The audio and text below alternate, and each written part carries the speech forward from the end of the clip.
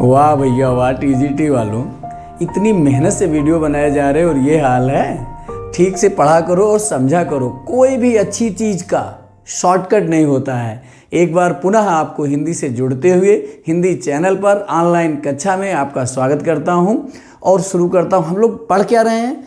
हिंदी साहित्य का इतिहास। हिंदी साहित्य इतिहास के अंतर्गत क्या पढ़ रहे हैं? आदिकाल। आदिकाल के अंतर्गत क्या पढ़ रहे हैं? हम लोग पढ़ रहे हैं सिद्ध साहित्य पढ़ चुके हैं और इसके बाद नाथ साहित्य। हालांकि हम लोग को जैन साहित्य पढ़ना चाहिए था, लेकिन सिद्ध और नाथ बड़ा कनेक्टिंग रहते हैं। अच्छा, आपको पता है जैसे बौद्ध धर्म का उदय अपने सनातन धर्म में पाखंडों, आडंबरों, इन सब चीज़ों के विरोध में हुआ था, वैसे ही सिद्ध और नाथ एक साथ नाम ही इसलिए लिया जाता है क्योंकि कई सिद्ध हैं वही नाथ भी हैं। तो सिद्ध में हम आपको पहला वीडियो आपको सुनना चाहिए, सिद्ध साहित्य वाला, और उसको ठीक से सुनना चाहिए। उसमें हम बता चुके हैं कि उनका जो वो पंचमकार शुरू हो गया वज्रयानियों वाला, तो जो पंचमकार था उसमें मांस, मदिरा, मैथुन, मुद्रा, नारी, सहचर्य आवश्यक कर दिए। वो उसी में गोरक्षपा एक नाम आता है, गोरक्षपा। अच्छा, सिद्ध में चूंकि नैतिक पतन शुरू हो गया, इसीलिए सिद्ध साहित्य को आचार्य शुक्ल जी ने शुद्ध साहित्य की श्रेणी में रखा ही नहीं। और सिद्धों में ये थे तो आठवें स्थान पर गोरक्षपा, लेकिन योग्यता के कारण और इनका स्थान ऊंचा हो गया। गोरक्षपा ने जब देखा कि इनका तो पतन शुरू हो गया है, ये मामला ठीक नहीं है, तो इन्होंने उसी से सिद्धों से ही निकल करके एक नया पंथ खड़ा किया, वो नाथ पंथ खड़ा किया। और ये धीरे धीरे अपना शैव की तरफ बढ़ते गए, शैव संप्रदाय में दीक्षित हो गए। अब इसको आप थोड़ा चार्ट के माध्यम से समझिए कि बौद्ध धर्म की शाखा थी मंत्रयान। कौन सी शाखा थी? मंत्रयान। मंत्रयान से निकली वज्रयान और यहाँ पर थे सिद्ध। इन्हीं की सहजयान शाखा में ही नाथ पंथ का उदय हुआ। सहज का मतलब एकदम सरल, जैसे हम लोग बातचीत कर रहे, एकदम सरल तरीके से, कोई आडंबर नहीं, सीधा। तो नाथ पंथ इसीलिए आचार्य शुक्ल ने लिखा अपनी पुस्तक में, आप लोग पढ़ोगे। मैं तो आचार्य रामचंद्र शुक्ल, डॉक्टर राम कुमार वर्मा, मिश्र बंधु, डॉक्टर नगेंद्र और कई सारी किताबों को हम पढ़ के आप लोगों को बता रहे हैं। शुक्ल जी ने लिखा कि नाथ पंथ सिद्धों की परंपरा से ही छट कर निकला है। वो इसीलिए निकले था, उनका नैतिक पतन शुरू हो गया, पंचमकार आ गया। तो गोरक्षपा, गोरखनाथ समझ गए इस बात को कि यह बहुत दिनों तक ये टिकने वाला नहीं है। तो गोरक्षपा, पा और पाद सिद्धों में लगा होता था, ये गोरक्षपा ही गोरखनाथ हैं। और इन्होंने हठ योग का प्रवर्तन किया। हठ योग, हा का मतलब होता है सूर्य, ठा का मतलब होता है चंद्रमा, और ये होते हैं ना, उसका जो कुंडलिनी जागरण होता है उससे संबंधित है। प्रवर्तक गोरक्षपा किसके? नाथ पंथ के, ध्यान में रखना है। और इनका जो समय सर्वसम्मत से माना गया, अभी हम इसका कई विद्वानों के अनुसार बताएंगे, 1270 13वीं शताब्दी का मध्य भाग था। मुख्य स्थान तो आप लोगों को पता ही है, योगी आदित्यनाथ जी यहाँ हैं, विराजमान हैं। गोरखपुर क्या है? लेकिन इन्होंने प्रचार कहाँ किया? जैसे सिद्धों ने प्रचार कहाँ किया था? पूर्वी भाग में, असम, बंगाल, बिहार, वैसे ही इन लोगों ने पश्चिमी भाग में, राजपूताने में, पंजाब में, वहाँ इन लोगों ने प्रचार किया। मूल स्थान इनका गोरखपुर था। और पंजाब में एक बालनाथ का टीला कहा जाता है, जो बहुत दिनों तक बहुत प्रसिद्ध रहा। गोरखनाथ जी के गुरु कौन थे पता है? मत्स्येंद्रनाथ। यद्यपि मत्स्येंद्रनाथ पहले आते हैं, लेकिन योग्यता के दम पर, तप के दम पर ये इनसे पहले आ गए। मत्स्येंद्रनाथ को मच्छंद्रनाथ भी कहा जाता है। और एक बात ध्यान रखो, ये व्याकरण का मामला है। जहाँ पर ता और सा आदि होती है वहाँ पर छा हो ही जाता है। जैसे अगर आप लिखोगे वत्स, मत्स्य लिखोगे, मत्स्य में भी फिर इसको मच्छी बोलने लगते हैं, मछली। वो ता आदि और सा की जगह पर छा हो ही जाता है। ऐसे लिखा जाता है वत्स, वत्स को फिर वच्छ बोलने लगते हैं। ये व्याकरण का नियम है। जब व्याकरण पढ़ाएंगे तब एक एक चीज़ बताया करेंगे। तो अब ये बात ध्यान में आती, थोड़ा सा और जान लीजिए कि गोरखनाथ के विषय में तमाम जनश्रुतियों में कई बातें चर्चित हैं। जैसे जो जनश्रुति का मतलब जो लोक सामान्य, जन सामान्य में कहावतें प्रचलित हैं। ये बौद्ध बाजीगर थे, बाद में शैव मत में दीक्षित हो गए। ऐसे कहीं जा रहे थे, एक कुएं में गिर गए, उनको निकालने के लिए बताओ इतने दिन बाद गोरखनाथ ने ऐसे हाथ किया, वो कुएं के बाहर आ गए। इस तरीके की चमत्कारी शक्तियों का प्रदर्शन करते थे। राजस्थान में इनके नाम गिनाए हैं, लेकिन ये पूछे नहीं जाते परीक्षाओं में। गुग्गू, गूग, जहर पीर, बागर पीर बताते एक बार ये सांप को खा गए थे, इसलिए जहर पीर कहा गया। इस तरह तमाम सारी लोग कहावतें हैं। अब हम लोग इनका समय जानेंगे जो पूछा जाता है कई विद्वानों के अनुसार। चलिए देखते हैं। देखो एक बात समझ लो, ये जो हम पढ़ा रहे हैं ये ऐसा नहीं कि जो टीजीटी पीजीटी वाले ही देखें। ये जो यूनिवर्सिटी में पढ़ रहे हैं, डिग्री कॉलेजेस में पढ़ रहे हैं, BA1, BA2, BA3, MA1, MA2, part 1, part 2, ये उन सबके लिए है। क्योंकि मैं हिंदी साहित्य का इतिहास बता रहा हूँ, उसकी एक एक चीज़ बता रहा हूँ। और ऐसा ना किया करो, वीडियो पूरा देख लिया करो। ये सब तुम्हारे काम की चीज़ है, तुम्ही लोगों के लिए तो मेहनत की जा रही है। गोरखनाथ का समय के संदर्भ में इनका एक विवाद है कि ये सब विद्वानों ने अपना अलग अलग माना। राहुल सांकृत्यायन बताते हैं कि 845 संवत 902। हजारी प्रसाद द्विवेदी 9वीं शती का मानते हैं, वहीं पीताम्बर दत्त बड़थवाल 11वीं शती का मानते हैं, और आचार्य रामचंद्र शुक्ल और राम कुमार वर्मा इन्हें 13वीं शती का मानते हैं। और यही लगभग सही है, 1270 वाला ज़्यादा सही लग रहा है। मिश्र बंधुओं ने इन्हें हिंदी का प्रथम गद्य लेखक, ये बात ध्यान में रखना, ये कभी कभी पूछ लिया जाता है, प्रथम गद्य लेखक इनको किसने माना? तो आपको ध्यान रखना है मिश्र बंधुओं ने। किसने? मिश्र बंधुओं ने। आचार्य हजारी प्रसाद द्विवेदी का ये कथन बहुत पूछा गया है। अभी मैं आपको क्वेश्चन पढ़ाऊंगा। TGT, PGT, net, slate, assistant professor, even जब मैं परीक्षा दे रहा था तब भी यही कथन आया था कि शंकराचार्य के बाद इतना प्रभावशाली और इतना महिमान्वित भारतवर्ष में दूसरा नहीं हुआ।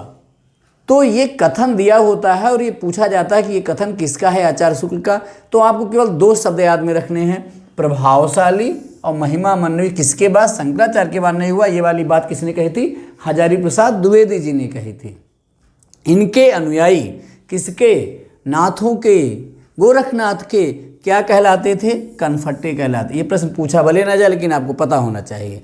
और जो कानों में क्या पहने रहते थे? स्फटिक पत्थर होता है ये, उसका कुंडल पहने रहते थे। इसको अपने आदरणीय मुख्यमंत्री योगी आदित्यनाथ जी भी उसी संप्रदाय से हैं और वो उनकी गद्दी पर विराजमान हैं। इनके आराध्य कौन थे? इनके आराध्य थे शिव। कौन थे? शंकर जी। शंकर जी को पता ही है, मृगछाला पहने, बढ़िया। उनके शादी में सब कौन गए थे? भूत प्रेत पिशाच, शिव जी थे। अच्छा, इनके यहाँ 2 चीज़ें मानी गई। शिव, जिन्होंने योग दिया था सबसे पहले किसको? शिव। और शक्ति कहा गया। शक्ति का मतलब होता है पार्वती जी। पार्वती जी को इन्होंने योग की शिक्षा दी थी। फिर एक बात जो आती है नहीं निकल के कि इनके ग्रंथ तो कई हैं, लेकिन डॉक्टर पीताम्बर दत्त बड़थवाल जो नाथ साहित्य के अध्येता हैं, उन्होंने गोरखनाथ को, ये नाम ध्यान में रखना क्योंकि ये वाली रचना पूछी जाती है, कई बार पूछी गई। अभी मैं प्रश्न आपको बताऊंगा और ये भी बताऊंगा कि टीजीटी में पूछा गया कि पीजीटी में पूछा गया। पीताम्बर दत्त बड़थवाल ने गोरख के 14 ग्रंथों को प्रामाणिक माना और उनका संपादन कैसे किया? गोरख बानी के नाम से किया। कैसे किया था? गोरख बानी के नाम से। चलिए आगे देखते हैं। अच्छा ये बताइए, आप लोगों का क्या मन कह रहा है? वज्रयानी सही कर रहे थे कि गोरचपा सही सोच रहे थे? वज्रयानी जो मध्य, भैया ये कौन संत थे जो मांस भी खा रहे हो, मछली भी खा रहे हो, बढ़िया ताम झाम?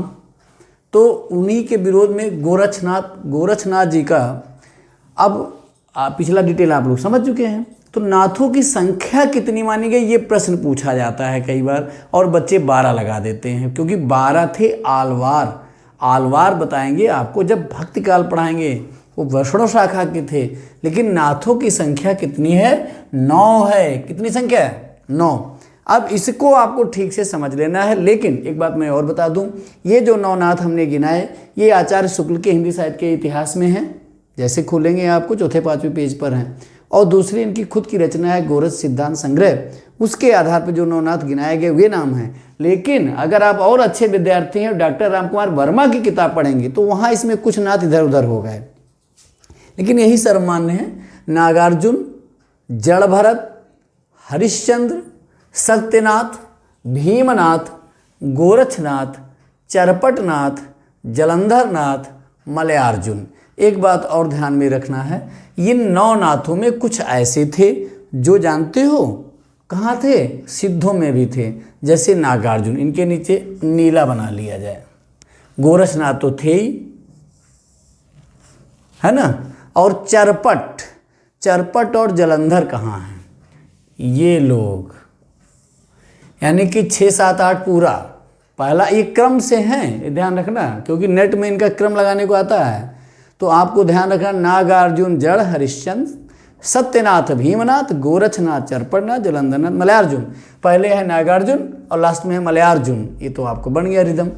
फिर इनके गुरु थे किसके, गोरखनाथ जी के मत्स्येंद्रनाथ। कौन थे, मत्स्यनाथ। मत्स्यनाथ की एक रचना है, संस्कृत में है कौल ज्ञान निर्णय, और इसका संपादन किया प्रबोध चंद बागची। हमने आपको बताया था, सिद्ध में भी थे, अध्येता थे ये।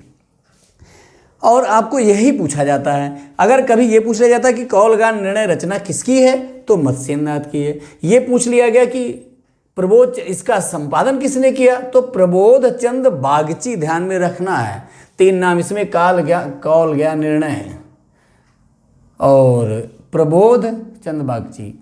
इनके उपनाम थे मीननाथ। बहुत संभव है जो वहाँ मीनपा हैं वो यही हो, मीननाथ हों।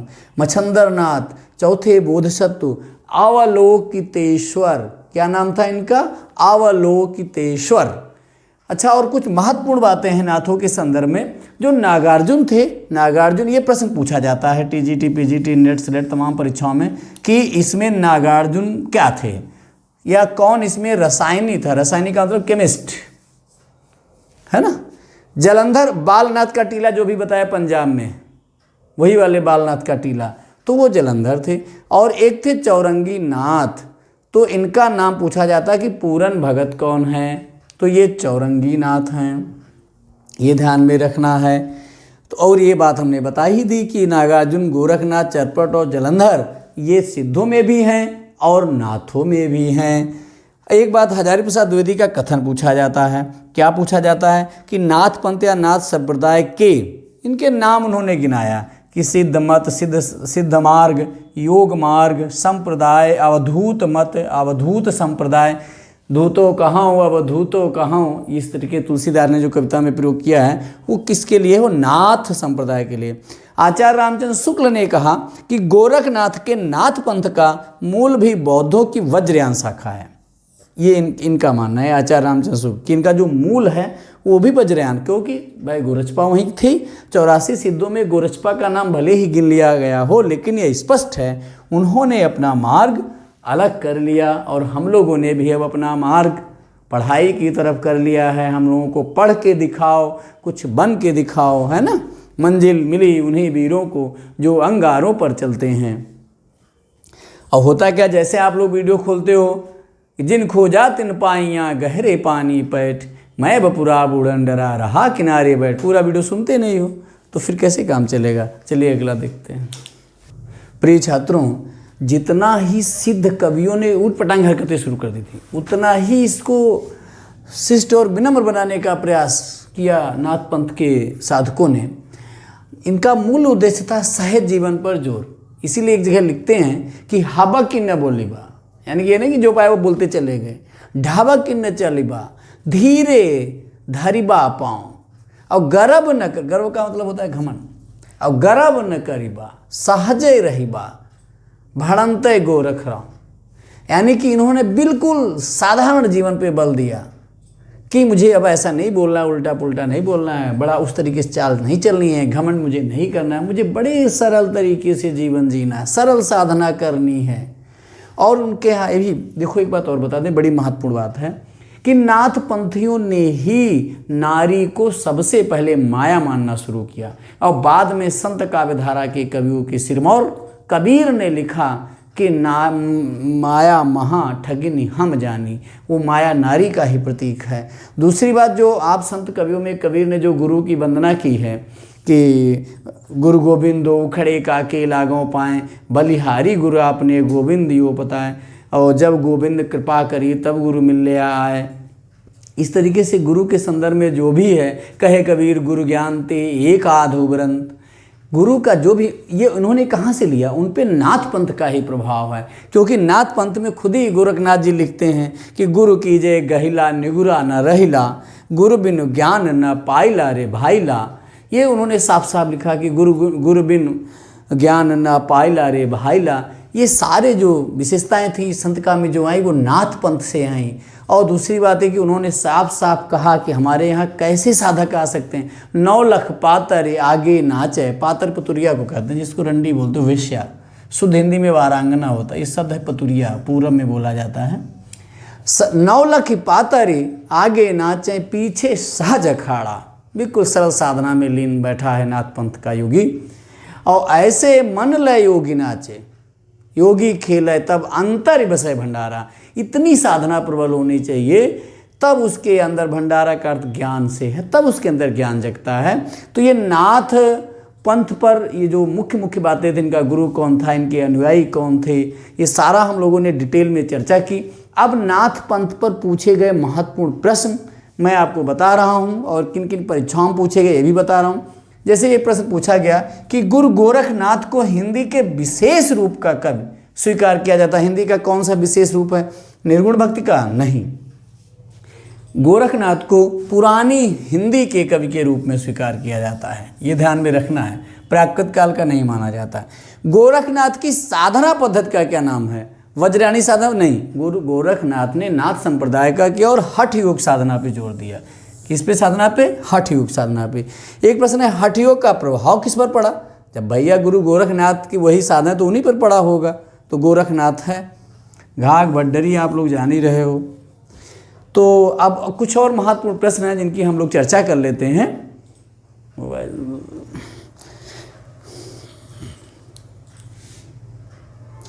देखिए, प्रश्न पूछा गया है,